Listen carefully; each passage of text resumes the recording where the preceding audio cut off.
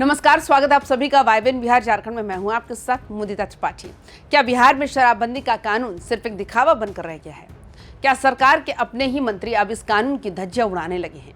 बिहार की सियासत में इस वक्त एक ऐसा तूफान आया है जिसने सबको हिला कर रख दिया है। एक तरफ उपेंद्र कुशवाहा दहाड़ रहे हैं कि सरकार किसी के आगे नहीं झुकेगी, तो दूसरी तरफ जीतन राम मांझी ने अपनी ही सरकार के सबसे बड़े फैसले को कागजी बताकर सनसनी मचा दी।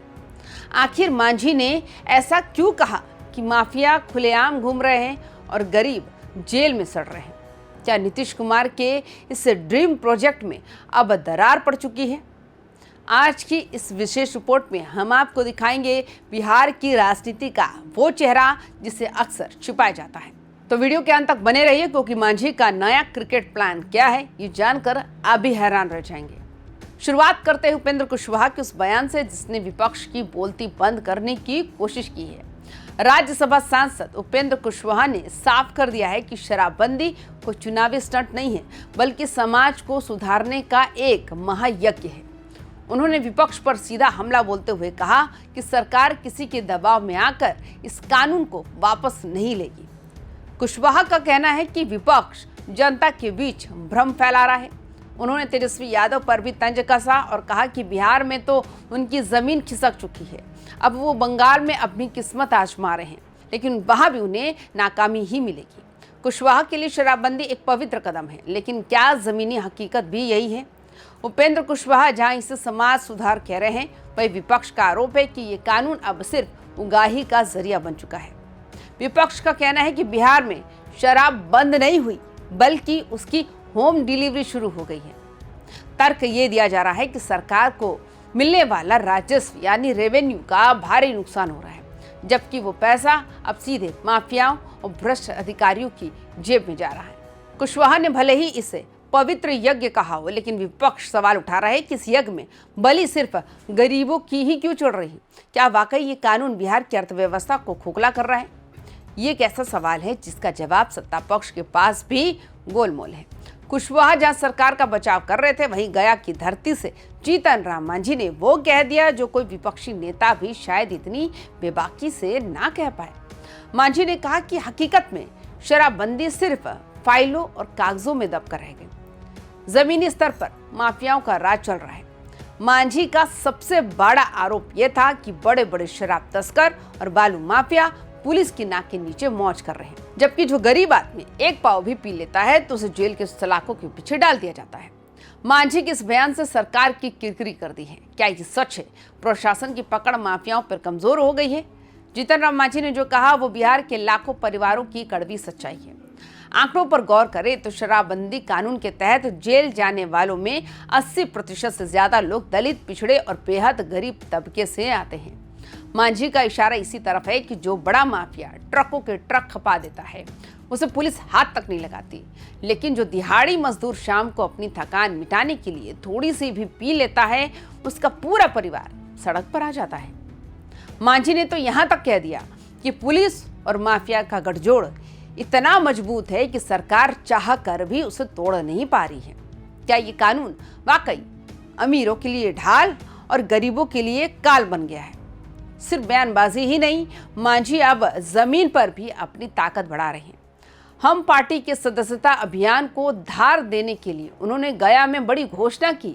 मांझी जानते हैं कि आने वाले चुनावों में युवा ही बाजी पलटेंगे, इसलिए उन्होंने युवाओं को जोड़ने के लिए 500 से 600 क्रिकेट किट बांटने का फैसला किया।